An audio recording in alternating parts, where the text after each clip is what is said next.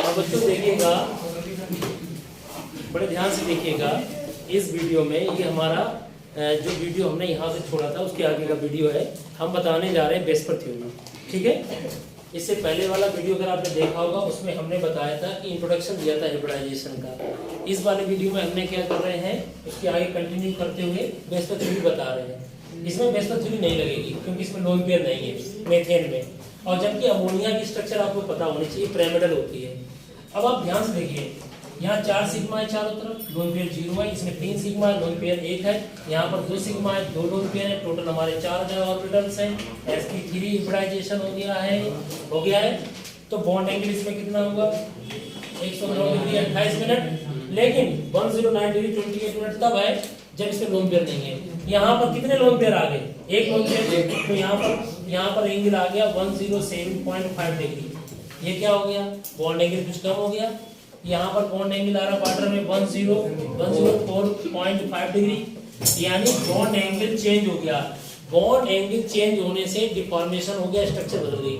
इसकी स्ट्रक्चर कैसी होगी बेटा, मेथेन की टेट्राहेड्रल। प्लीज इधर देखिए, टेट्राहेड्रल। इसकी स्ट्रक्चर पिरामिडल हो गई और इसकी स्ट्रक्चर वेन टाइप हो गई। वेन टाइप का मतलब जानते हो, जो कि स्ट्रक्चर या B shape structure, B for victory, तो ये बी शेप स्ट्रक्चर होगी। अब तुम कहो ये जो परिवर्तन हुआ है, ये परिवर्तन किसकी वजह से हुआ है, ये चेंजिंग्स आई है due to the presence of lone pair at centre atom. यहाँ नहीं है तो रेगुलर शेप आया टेट्राहेड्रल। और पता है पिरामिडल और वेन टी शेप को हम कह सकते हैं डिस्टॉर्टेड टेट्राहेड्रल। इसे डिस्टॉर्टेड टेट्राहेड्रल भी कहेंगे। क्यों कहेंगे डिस्टॉर्टेड टेट्राहेड्रल?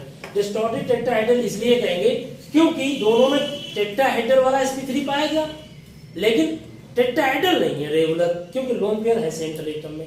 बेटा इस पे एक लोन पेयर है, इस पे 2 लोन पेयर है। तो अगर आप फील करना चाहते हैं इसको थोड़ा सा, तो मैं समझाता हूँ, देखना बड़ा फील करना। ये जो लोन पेयर दिख रहा है तुम्हें, ये देखो, ये लोन पेयर। तो बेस्पर थ्योरी पता है आपको क्या होती है? VSEPR theory, what is the VSEPR theory? जैसे कोई पूछे what is the VSEPR theory, बिना कहे आप ये लिख दो उसके सामने, लोन पेयर में रिपल्सन बहुत ज्यादा होता है लोन पेयर बॉन्ड पेयर की तुलना में, और सबसे कम किसमें होता है, बॉन्ड पेयर। तो सबसे कम रिपल्सन और सबसे ज्यादा रिपल्सन लोन पेयर में रिपल्सन ज्यादा होता है। अब देखिए, बताइए सबसे ज्यादा रिपल्सन किसमें होगा, वाटर में। तो वाटर में 2 लोन पेयर है। तो ये देखिए, ये 2 हो गए लोन पेयर, ये बीच में हो गया ऑक्सीजन। बड़े ध्यान से देखिए, इधर देखिए, ये हो गया ऑक्सीजन बीच में, ये लोन पेयर हो गया। सिग्मा बॉन्ड हाइड्रोजन, ये हाइड्रोजन। फील करो, समझ आ गया, जस्ट लाइक वाटर, समझ आ गया। तो लोन पेयर में प्यार होता, अट्रैक्शन होता, तो बॉन्ड एंगल बढ़ जाता। यहाँ पर क्या है, रिपल्सन। तो लोन पेयर में रिपल्सन होगा, जो कि लोन पेयर बॉन्ड पेयर से ज्यादा होगा। और ये बीच में क्या होगा, बॉन्ड पेयर। यहाँ 3 रिपल्सन है, लोन पेयर, बॉन्ड पेयर। तो सबसे ज्यादा किसमें है, लोन पेयर। तो लोन पेयर का रिपल्सन, ये लो रिपल्सन वजह से बॉन्ड एंगल को कुछ कम कर दिया, नीचे वाले के रिपल्सन से ज्यादा इसमें है, इसलिए बॉन्ड एंगल कुछ कम हो गया। इसलिए यहाँ पर बॉन्ड एंगल 109 के बजाय 104 डिग्री हो गया। समझ में आ गया?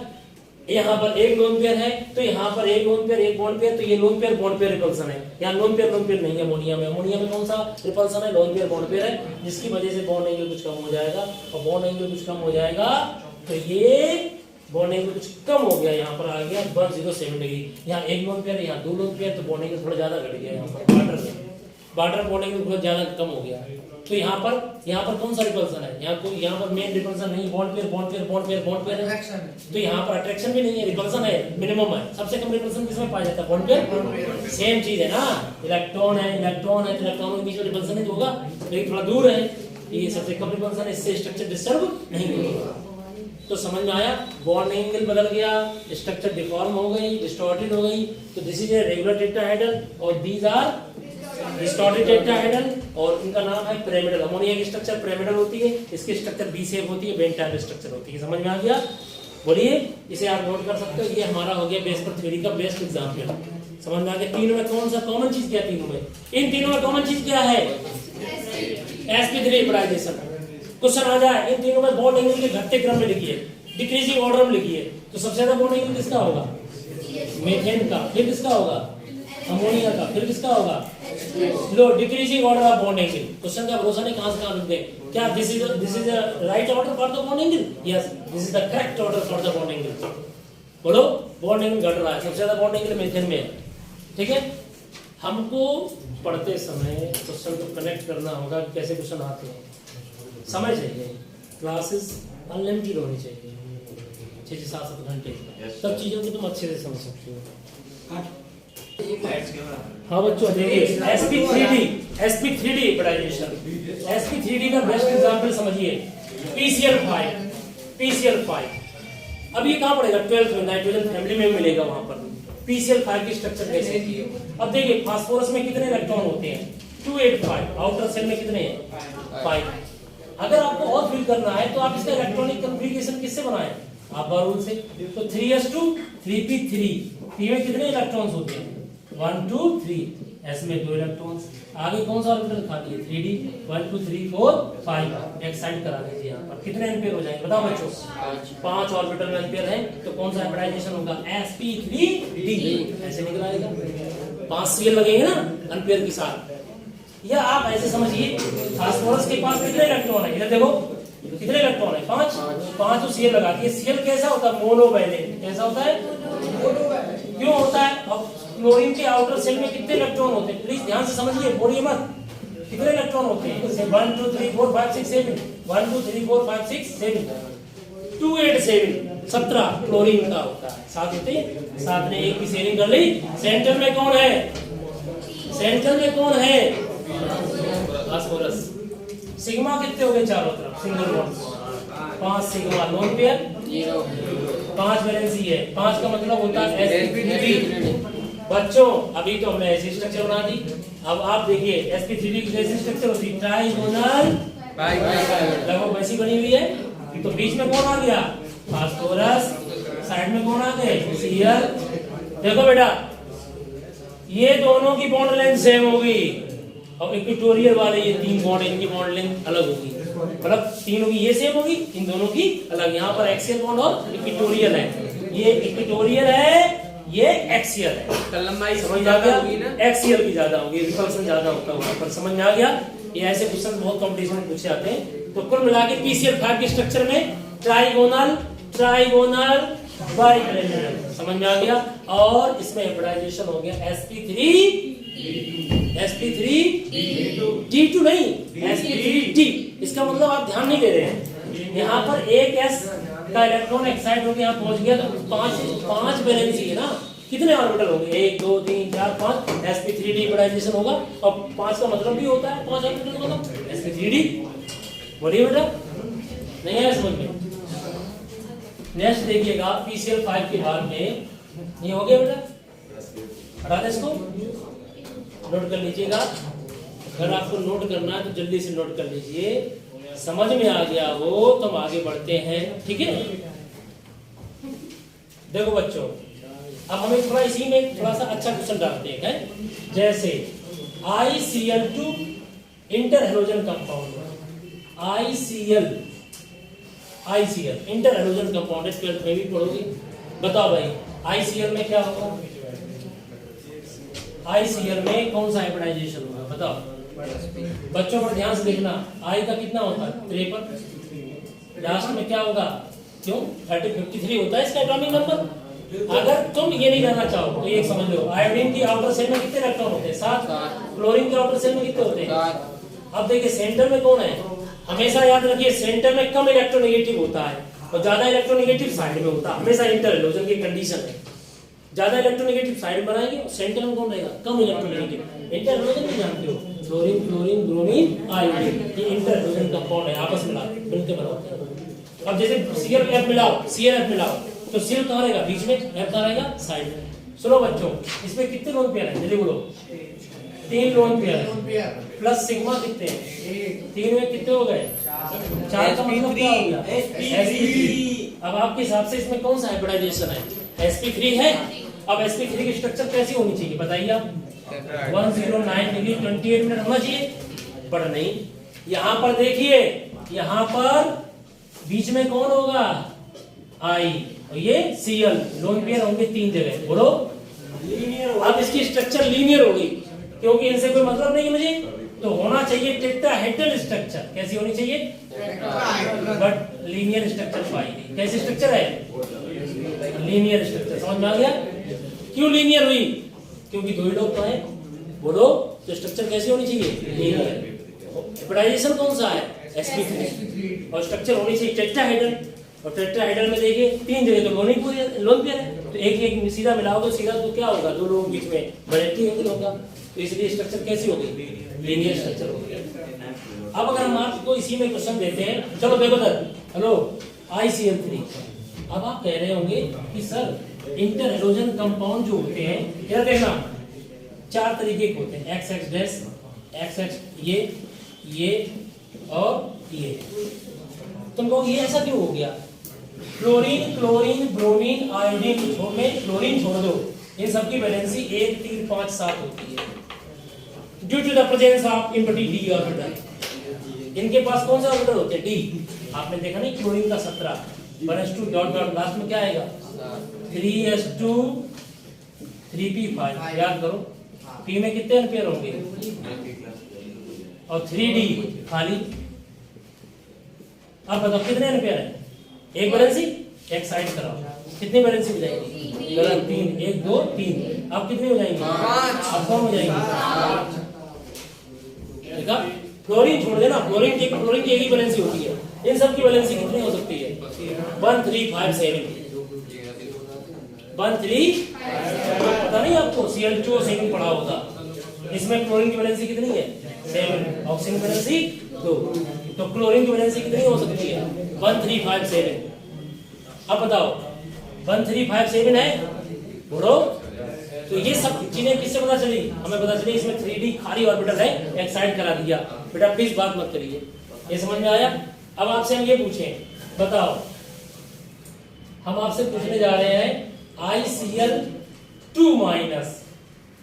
ICl बनता है लेकिन ICl2 नहीं बन सकता। बोलो वैलेंसी कितनी हो रही है? 1 3 5 7। ये हैलोजन है कम इलेक्ट्रोनेगेटिविटी वाला, ये हैलोजन है ज्यादा इलेक्ट्रोनेगेटिविटी वाला। X डैश माने सॉरी ज्यादा इलेक्ट्रोनेगेटिविटी माने X डैश और कम इलेक्ट्रोनेगेटिविटी माने X, और हैलोजन के X से शो करते हैं। बोलो जैसे हम अगर आपसे कहते हैं IF, ये IF3 IF5 IF7, इतने तरह के एंटी हैलोजन हो गए, 4 तरीके के। क्यों? आयोडीन की वैलेंसी कितनी होगी? 1 3 5 7। समझ में आ गया? अब इसमें तीनों में कौन सा हाइब्रिडाइजेशन है ये पता होना चाहिए, सबकी स्ट्रक्चर पता होनी चाहिए। हाइब्रिडाइजेशन इतना काम का है कि जो स्ट्रक्चर मिल जाए, जो मॉलिक्यूल बन जाए, तुरंत पूछो सर से, सर इसमें कौन सा हाइब्रिडाइजेशन होगा। आप जब तक अपनी डेली लाइफ में डेली मतलब जब भी पढ़ो चीजों को कनेक्ट करना सीखो। ये कौन है, ये क्या है, ये कैसे बना, इसकी वैलेंसी इसकी 5 क्यों हुई, 7 क्यों हुई, हर चीज में क्यों। ठीक है, थोड़ा समय लगेगा, लेकिन जब आदत आप ये डालेंगे ना, आदत डालेगा तो टीचर जब हम बार बार आपसे क्वेश्चन करेंगे, ठीक, आपके अंदर भी वो हैबिट पैदा होगी। ठीक है, ये समझ में आ गया? तो कुल मिला के ये इंटर हैलोजन कंपाउंड्स है। मेरा क्वेश्चन अब यहाँ पर ये है कि ICl2 माइनस में कौन सा हाइब्रिडाइजेशन स्ट्रक्चर कौन सी है, जल्दी से बताइए। भाई ICl2 नहीं बन सकता है, कोई तुम्हें मूर्ख बनाए कि ICl2 बन जाए। ICl बनता है, ICl बन जाएगा। बोलो एक वैलेंसी है लेकिन ICl2, हाँ ICl2 तब बनेगा जब Cl माइनस, इधर देखो बेटा, Cl माइनस यहाँ पर आके लोन कर देते, तब बन जाएगा ICl2 माइनस। अब तो ये बड़ा इंटरेस्टिंग क्वेश्चन है यहाँ पे बनता है, बड़े ध्यान समझिए। ये question last year IIT mains में आया हुआ है। अब आप समझिए, बहुत इजी क्वेश्चन है। आई में समझ एक बच्चे समझ नहीं पाते इसको। आई में 2 2 4 5 6 7 हो गए, यहाँ पर क्या लगा दिया? Cl 2 2 4 2 6 1 7। बोलो बेटा 7 है। अब यहाँ पर क्या है? लोन पेयर है, ये हो गया ICl। क्या हो गया? ICl। अब Cl माइनस, बड़े ध्यान समझना, Cl माइनस आ रहा है, तभी तो माइनस आया। Cl माइनस का मतलब कि इसके पास क्या है, पहले से लोन पेयर है और 8 हो गया, माइनस हो गया। तो ये लोन पेयर अपना इसके पास ये देने के लिए आया है, इसके पास खाली ऑर्बिटल है, ये कह रहा हमें नहीं चाहिए। अब तुम्हें देना ही है तो मेरे पास जो खाली ऑर्बिटल पड़े आयोडीन के डी वाले ऑर्बिटल खाली पड़े हैं, उनमें ये लोन पेयर डाल देगा। लो सर, इसने क्लोरीन की खाली ऑर्बिटल क्यों डाला? क्लोरीन के में नहीं, फ्लोरीन Cl माइनस ने अपना लोन पेयर आयोडीन के खाली ऑर्बिटल में डाला। क्लोरीन के में क्यों डाला? सेंटर में कौन है? कम इलेक्ट्रोनेगेटिव। सेंटर में होता है कम इलेक्ट्रोनेगेटिव आयोडीन, आयोडीन है। Cl हमारा साइड में लगा है, Cl मोनोवैलेंट है यहाँ पर, आयोडीन यहाँ पर हो जाएगा आपका, यहाँ डाइवैलेंट हो सकता है, ट्राइवैलेंट भी हो सकता है, पेंटावैलेंट। सेंट्रल एटम को चेक करेंगे। अब Cl माइनस ने लोन पेयर दे दिया। अब देखो कितने बने सिग्मा बॉन्ड बताओ? 2 सिग्मा बॉन्ड। कितने लोन पेयर बताओ? 3 लोन पेयर हुए। 3 2 कितने हो गए? 5 में कौन सा हाइब्रिडाइजेशन? sp3d। लो sp3d है। अब तुम बताओ sp3d आया और sp3d की स्ट्रक्चर कैसी होती है? ट्राइगोनल बाइपिरामिडल, टेट्राहेड्रल नहीं। सो मत जाग जाओ, ये हो गई तुम्हारी ट्राइगोनल बाइपिरामिडल। देखिए यहाँ पर बीच में कौन आ गया? आई। कौन आ गया? आई। और Cl2 कहाँ लगाएंगे? एक Cl2 बॉन्ड बना रहा है, कोवेलेंट, एक कोऑर्डिनेशन बॉन्ड बना रहा है। बोलो बोलो, इसने लोन पेयर दिया खाली ऑर्बिटल में इसके, इसलिए ऊपर माइनस आ गया। बोलो, और यहाँ कौन है तीनों जगह पर? अरे 3 लोन पेयर बचे, 3 लोन पेयर हमें लगा दी। पहले पता करो कितने ऑर्बिटल आए? 5। 5 में कौन सा हाइब्रिडाइजेशन? और sp3d की स्ट्रक्चर ट्राइगोनल बाइपिरामिडल बना दी। अब कहाँ लगाएंगे? 2 एटम्स क्लोरीन के, लीनियरिटी बन जाएगी। और 3 लोन पेयर इक्वेटोरियल पोजीशन में लगाएंगे मिनिमम रिपल्सन वजह से। अब बताओ इसकी स्ट्रक्चर कैसी बन गई? लो sp3d हाइब्रिडाइजेशन है, होनी चाहिए structure trigonal bipyramidal, but structure कैसी आ रही? लीनियर। कौन है बताओ? ICl2 minus. अब समझिए, मैं आपसे पूछूं क्वेश्चन, बताओ IBr2 माइनस में कैसी ज्योमेट्री होगी? लीनियर। अरे भाई हमने Cl का दूसरा हाइड्रोजन लगा दिया Br। बोलो अब बताना Brf2 माइनस में कैसी ज्योमेट्री होगी? लीनियर। कॉमन सेंस रखो ना, समझ ली? सेंटर में क्या होना चाहिए? कम इलेक्ट्रोनेगेटिव। समझ में आया?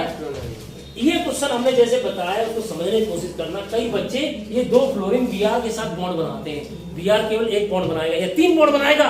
कोवेलेंट बॉन्ड कितने बन सकते हैं सेंटर एटम के? 1 3 5 7। यहाँ 2 नहीं बन सकते हैं, तो इसका मतलब माइनस क्यों आया? F माइनस ने अपना लोन पेयर आयोडीन के खाली ऑर्बिटल में डाला। समझ में आ गया? जो लोन पेयर देता है वो लुईस बेस होता है, जो लोन पेयर लेता है वो लुईस एसिड होता है, तभी कोऑर्डिनेशन बॉन्ड बनता है। लुईस एसिड लुईस बेस के बीच में क्या बनता है? कोऑर्डिनेशन बॉन्ड फॉर्मेशन होता है।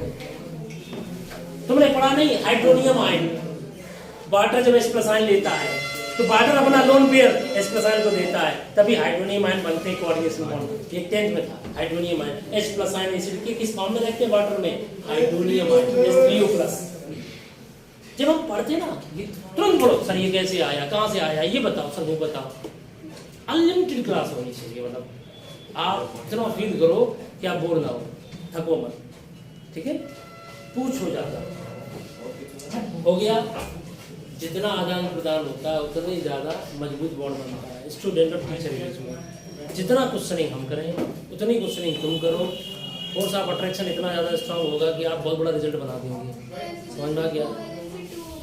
कोवैलेंसी, हाँ कोवैलेंसी यहाँ पर 2 है। कोवैलेंसी इसलिए 2 है क्योंकि चारों तरफ बॉन्ड कितने बन गए?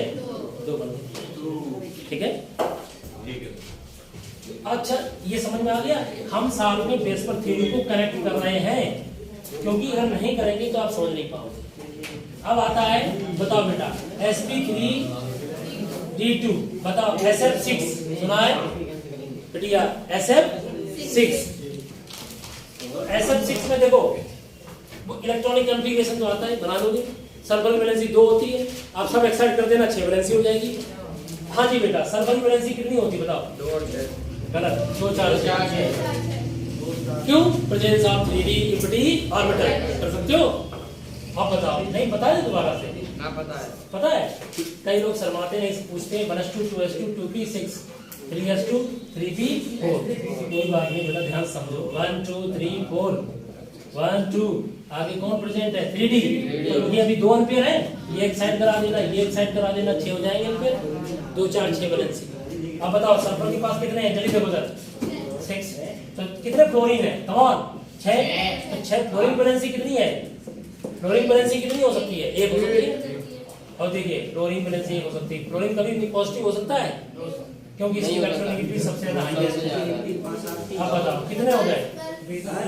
लेकिन ज्यादा बना दिए। यस, हमें कितने लगाने हैं? 6। तो 6 ही होते हैं, 1 2 3 4 5 6 8 कहाँ से होते हैं? तो सिग्मा बॉन्ड कितने बन गए बेटा? 30 बात नहीं, कितने सिग्मा? और lone pair 6 sigma 0 lone pair, 6 sigma 0 lone pair. sp3d2 structure कैसी होगी? ऑक्टाहेड्रल। कैसी हो गई? ऑक्टाहेड्रल। बीच में हो गया सल्फर, ये हमारा फ्लोरीन फ्लोरीन और फ्लोरीन फ्लोरीन। अब ये स्ट्रक्चर बना दीजिए प्लीज बेटा। SF6 के बाद SF4 की स्ट्रक्चर कैसी होगी? SF4 की स्ट्रक्चर बता दीजिए। SF4 थोड़ी देर, SF4 SF6 समझ में आ गया। अब SF4 में लोन पेयर आ गया है। SF4 में क्या आ गया? Lone pair. जल्दी करिए।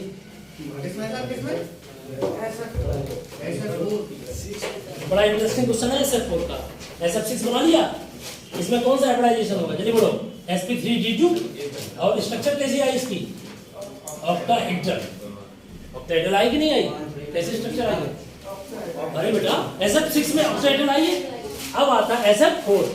SF4 में कितने फ्लोरीन है बेटा? इसमें कितने फ्लोरीन होंगे?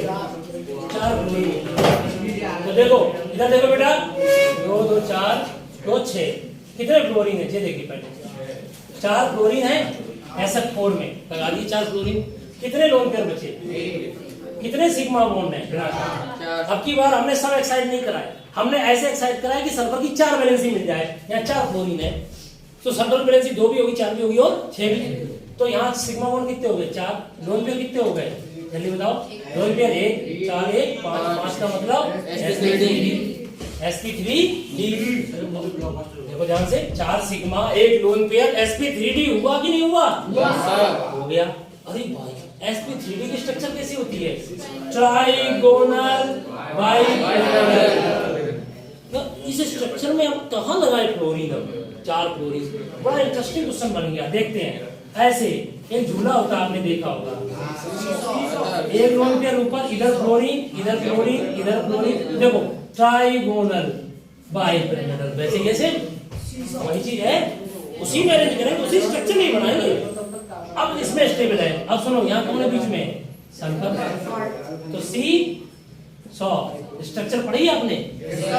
यहाँ पर बैठ जाए एक बच्चा यहाँ पर बैठ जाए तो दोनों में क्या होगा? इस तरीके से आप देखा है? ठीक है, बैलेंस होगा। सही है। अगर एक बहुत भारी वजन है, 100 केजी, एक 50 केजी, तो ये उड़ जाएगा ऊपर, समझ आ गया? तो ये हो गया हमारा SF4। तो SF4 की स्ट्रक्चर कैसी होगी? C100 structure. नहीं आया समझ में? आ गया स्ट्रक्चर। तो SF4 SF6 ऑक्टाहेड्रल। ये उसमें हाइब्रिडाइजेशन था sp3d2, इसमें है sp3d। समझ में आया? और लोन पेयर बच गया 2, एक लोन पेयर बचा, चाहे 1 बचे चाहे 2 बचे, स्ट्रक्चर को डिस्टर्ब कर दिया। स्ट्रक्चर होनी चाहिए हाइब्रिडाइजेशन के according trigonal bipyramidal, but real structure आ गई तुम्हारी C100। समझ में आ गया कि नहीं आया? आ गया। अब क्वेश्चन हम आपसे पूछे, बताओ इसके समान जीनोन का ऐसा कंपाउंड बताइए। मिस्टर, जीनोन का एक ऐसा कंपाउंड बताइए, जीनोन का एक ऐसा कंपाउंड बताइए जो इसके समान स्ट्रक्चर शो करे। Yes, XeO2F2। समझ में आया? XeO2F2। अब तुम कहोगे सर आपने कैसे पता कर लिया? इसे पता करने का सबसे बेहतरीन तरीका देखो, जीनोन की बाहरी कक्षा में कितने इलेक्ट्रॉन होते हैं? टोटल 8। अब देखना 8 होते हैं। कितने ऑक्सीजन है? 2। और 2 ऑक्सीजन का मतलब वैलेंसी 2। ऑक्सीजन का मतलब 2, एक ऑक्सीजन वैलेंसी 2 होती है। 2 में 2 के साथ लगा दिया, कुछ मत करो, ऐसे कर दो। कितने फ्लोरीन बचे? 2 फ्लोरीन लगा दिया, एक ये बच गया। C100 स्ट्रक्चर सर देखिए, sigma sigma sigma sigma lone pair. तो देखिए 4 सिग्मा, ये लोन पेयर, 5 sp3d। स्ट्रक्चर होनी चाहिए ट्राइगोनल बाइपिरामिडल, बट स्ट्रक्चर कैसी आ गई? C100। तो बताओ XeO2F2 is isostructural with SF4। Question ऐसे भी आता है, in the following which is isostructural with this. समझ में आ गया? तो यहाँ पर XeO2F2 is isostructural with SF4। Question ऐसे भी आते हैं, आइसोस्ट्रक्चरल कौन है? समझ में नहीं आया?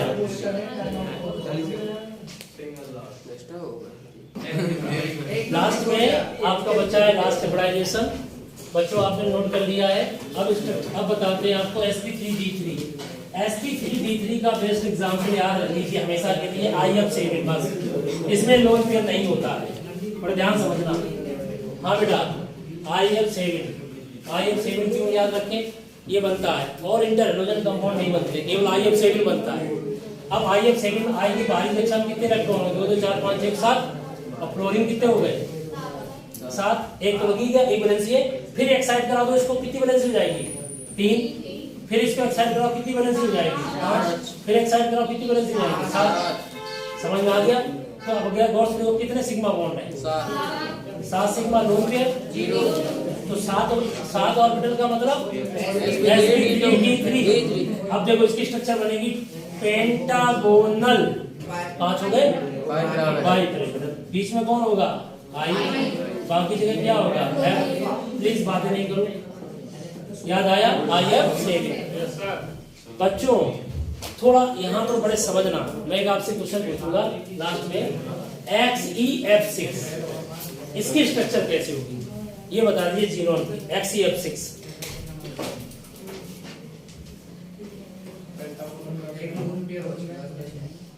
ये तो समझ में आ गया। अगर XeF6 को समझे तो जीनोन के आउटर सेल में कितने इलेक्ट्रॉन है, 2 2 4 2 6 1 7 है। अब यहाँ कितने फ्लोरीन है, 1 मिनट 8 होते हैं, कितने फ्लोरीन लगे हैं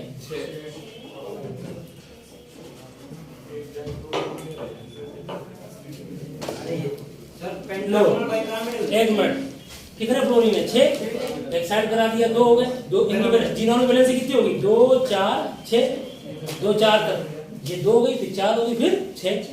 एक्सी क्योंकि जीनोन का XeF2 भी बनता है, XeF4 भी बनता है, तो XeF6 भी बनता है। तो बच्चा बताओ इसमें कितने सिग्मा हो गए? अरे फ्लोरीन की वैलेंसी 1 होती है, 6 इलेक्ट्रॉन पार्टिसिपेट हो गए, 1 लोन पेयर बचा, कितने हो गए 6 सिग्मा, 1 लोन पेयर का मतलब 7 का मतलब sp3d3। लो बच्चा, जो IF7 में हेबराइजेशन है वही उतने ही ऑर्बिटल इसमें आगे 7 ऑर्बिटल। क्यों? 6 सिग्मा और 1 लोन पेयर। जब 6 सिग्मा 1 लोन पेयर आगे 7 ऑर्बिटल 7 आगे, तो हेबराइजेशन तो sp3d है तुम्हारे सामने। तो स्ट्रक्चर कैसी होनी चाहिए, पेंटागोनल बाइपिरामिडल, लेकिन नहीं होगी क्योंकि यहाँ पर लोन पेयर है एक और बाकी जगह क्या लगा है फ्लोरीन, तो इसकी स्ट्रक्चर ऑक्टाहेड्रल होगी, डिस्टॉर्टेड ऑक्टाहेड्रल, बीच में जीनोन है, इसको जोड़ा नहीं जाएगा, बाकी सब ऑक्टाहेड्रल है। इस लोन पेयर बॉन्ड पेयर में रिपल्सन होगा, तो इसलिए इसकी स्ट्रक्चर होगी डिस्टॉर्टेड ऑक्टाहेड्रल। आप कह सकते हैं डिस्टॉर्टेड पेंटागोनल बाइपिरामिडल, लेकिन वो अच्छा नहीं इसलिए लग रहा है कि पेंटागोनल बन ही नहीं पाया, यहाँ पर लोन पेयर आ गया, ये तो ऑक्टाहेड्रल की स्ट्रक्चर होती है इस तरीके की। बोलो तो यहाँ पर डिस्टॉर्टेड क्या बोलेंगे ऑक्टाहेड्रल। देखो बेटा लोन पेयर हम वहां लगा के दिखाते हैं जहां पर मॉलिक्यूल ज्यादा स्टेबल होता है, हम मॉलिक्यूल कहीं और भी लगा सकते हैं लोन पेयर, उससे स्टेबिलिटी नहीं आती, इसलिए हम सीधे वो करते हैं जहां स्टेबिलिटी होती है। ये कट मारो कहां पर एक्स सर फोन में कट मारो, फोन में कुल मिला के ये समझ में आ गया, इसे नोट कर लीजिए। सही गलत बना नेक्स्ट लिखिए, लास्ट में ये हो गया हमारा sp3d3। प्लीज बात नहीं करिए, लास्ट में sp3d3 हो चुका है, समझ में आ गया। हाँ वो ऑक्टल नाम से लग रहा है 8 होने चाहिए, लेकिन है वो 6, ठीक है, वो नाम से लग रहा है। अच्छा इधर देखिए बेटा, ये बचा हुआ है, ये बता दीजिएगा XeF6 हो गया, XeF4 की स्ट्रक्चर बता दीजिए। अब बच्चे क्या करते हैं, घबरा जाते हैं, घबराओ मत, जीनोन लिखो 2 2 4 इसकी बारी अच्छा में 8 है, 8 बना दिए, कितने फ्लोरीन लगे, लो बेटा कितने फ्लोरीन लगे 4, बस कितने लोन पेयर बचे 4 सिग्मा 2 लोन पेयर 6 का मतलब sp3d2। पर इतना काम कर दिया, इसमें तो टाइम नहीं लगेगा। बोलो सेंट्रल एटम में तो पता होना चाहिए कितने इलेक्ट्रॉन होते हैं, 8 होते हैं जीनोन में, कितने फ्लोरीन लगे, फ्लोरीन वैलेंसी 1 होती है, जो 4 फ्लोरीन 4 इलेक्ट्रॉन सा लग गया, 1 2 3 4 सिग्मा बन गए, कितने लोन पेयर बचे 2 लोन पेयर बचे। जब 2 लोन पेयर बचे, जब 2 लोन पेयर बचे 4 सिग्मा 4 और 2 6 का मतलब sp3d2 नहीं आया, sp3d2। अब sp3d2 समझो कैसे स्ट्रक्चर होती है। अरे भाई इतना याद रखो ऑक्टाहेड्रल। चलो बताओ बीच में कौन है जीनोन। अब हम कहां पे फ्लोरीन को लगाएंगे ये तुम्हें डिसाइड करना है। फ्लोरीन कितने हैं 4 और लोन पेयर कितने हैं 2। अब लोन पेयर को यहां लगाएंगे एक्सियल पर। क्यों? फ्लोरीन अगर हमने स्क्वायर पे लगा दिए चारों एक से हो जाएंगे और ये इनकी बॉन्ड लेंथ बॉन्ड एंगल सबका एक सा हो जाएगा, इसलिए स्टेबिलिटी ज्यादा होगी, इसलिए स्क्वायर प्लेनर हो गया और यहाँ लोन पेयर हो गए ऊपर नीचे। तो इसकी स्ट्रक्चर कैसी हो गई? स्क्वायर प्लेनर होनी चाहिए ऑक्टाहेड्रल, लेकिन स्ट्रक्चर कैसी हो गई? Square planar. कैसे स्ट्रक्चर हो गई? Square planar. कैसे स्ट्रक्चर हो गई? स्क्वायर प्लेनर स्ट्रक्चर हो गई। समझ में आ गया? होनी चाहिए sp3d2 में कैसी? ऑक्टाहेड्रल, लेकिन हो कैसी गई? Square planar. अब लास्ट में बहुत सारे मॉलिक्यूल्स हैं, आपको हम 4 घंटे पढ़ाते रहे या 5 घंटे पढ़ाते रहे तब भी कम पड़ जाएंगे। लेकिन अब समझिए, लेकिन हम में क्या है स्मार्ट स्टडी में ये कहते हैं कि हम कम समय में ज्यादा सीख जाए। तो अब क्या होता है, एक एग्जांपल हमें आप बता दीजिए। जैसे ये क्वेश्चन दिया ClF3, बताओ इसमें कौन सा हाइब्रिडाइजेशन है? ये हम आपसे अब थोड़ा एक्स्ट्रा पूछ रहे हैं, ClF3 में बता दीजिए। ये तो समझ में आ गया। होनी चाहिए क्या? sp3 ऑक्टाहेड्रल, लेकिन है कैसे स्ट्रक्चर? Square planar. समझ में आ गया। अब ClF3 में स्ट्रक्चर बता दीजिए कैसी होगी? ClF3 बता, सेंटर में कौन है? कम इलेक्ट्रोनेगेटिव Cl के पास कितने होते हैं? गिनके बताओ। 7। कितने फ्लोरीन है? फ्लोरीन कितने हैं? 3 है फ्लोरीन। 3 है बेटा? हाँ बेटा, इधर देखिए कितने फ्लोरीन कितने हैं? 3 है। तो सिग्मा सिग्मा सिग्मा, कितने सिग्मा हो गए? 3। अरे भाई क्लोरीन की वैलेंसी 1357 होती है, तो 1 तो एक लगी गया पेयर वाला, अभी ये सेट करा दिया। कितने फ्लोरीन लग गए? 3। लोन पेयर कितने हैं? 2। तो 3 सिग्मा 2 लोन पेयर, 5 का मतलब sp3d। और जब बेटा sp3d होता है तो स्ट्रक्चर होती है ट्राइगोनल बाइपिरामिडल होती है। अब तुम्हारे दिमाग में सर ट्राइगोनल बाइपिरामिडल, तो अब हम फ्लोरीन Cl बीच में आ गया, F हमारे यहाँ लगाएंगे ये 3 जगह पर, और लोन पेयर इक्वेटोरियल पे यहाँ लगा दिए 2, तो ये T शेप बन गया। इनको नहीं जोड़ा जाता है। अगर एटम होते तो हम इनको ऐसे जोड़ देते। समझ में आ गया? तो ट्राइगोनल बाइपिरामिडल हो जाता। अब यहाँ पर लोन पेयर है, तो लोन पेयर में क्या होता है? रिपल्सन। तो ये थोड़ा सा झुक जाएगा, ये हमारा थोड़ा सा बेंड हो जाएगा फ्लोरीन। ये हो गया बेंड T शेप। कैसा हो गया इसका? लो होना चाहिए ट्राइगोनल बाइपिरामिडल, लेकिन स्ट्रक्चर हो गई बेंड T शेप। समझ में आ गया? बोलो बच्चों। इस तरीके से आप नोट कर लीजिए बड़े ध्यान से। ClF3 की स्ट्रक्चर कैसी हो गई?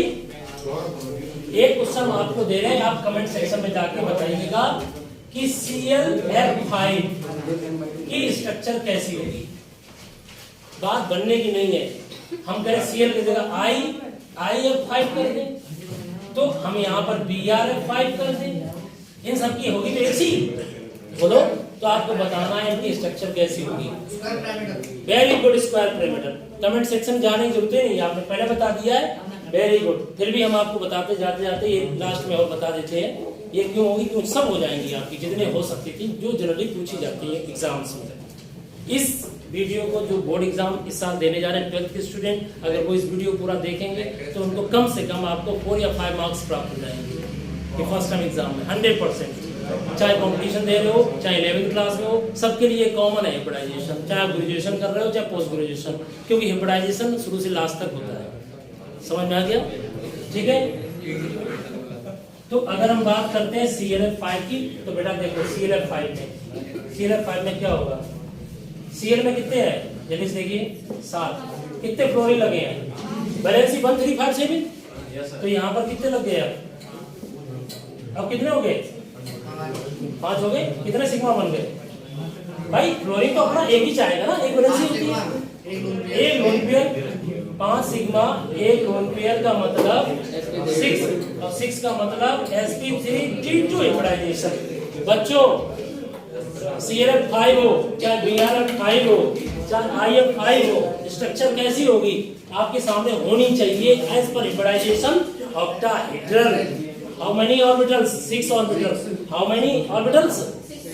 एक s p3 और d 2 भाग ले रहे हैं। 6 का मतलब आई होता तो 1s 3p एक डी, 4 का मतलब 1s 3p, 2 का मतलब 1s 1p, नहीं आया समझ में?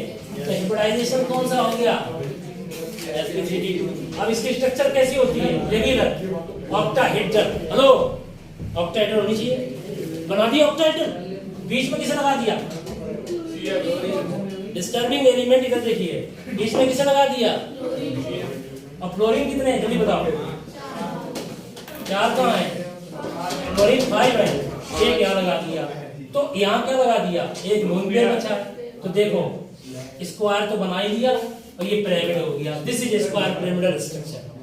एक लोन पेयर ये हमारा है। तो यहाँ पर क्या बच गया है? लोन पेयर बुक्स में ऐसे लिख देते हैं इस तरीके से, ये लोन पेयर। समझ में आ गया? तो ये स्क्वायर पिरामिडल, लो बेटा, स्क्वायर पिरामिडल स्ट्रक्चर बनी है। ClF5 हो चाहे BrF5 होनी चाहिए ऑक्टाहेड्रल। ऑक्टाहेड्रल तब होती जब यहाँ F होता है, इसे जोड़ देते हैं। समझ में आ गया? अभी यहाँ स्ट्रक्चर होगी स्क्वायर पिरामिडल स्ट्रक्चर। तो बच्चों आज का हमारा ये टॉपिक था हाइब्रिडाइजेशन, जिसमें हमने कोशिश की है कि आपको ज्यादा से ज्यादा बताया जाए कम समय में। ठीक है, बाकी अगर कोई प्रॉब्लम होती तो कमेंट सेक्शन में जाके कमेंट्स करिएगा और साथ में आप अपनी प्रॉब्लम लिख दीजिएगा। ठीक है, कोशिश करेंगे हम आपका उस पर वीडियो बना दें। थैंक यू वेरी मच बेटा।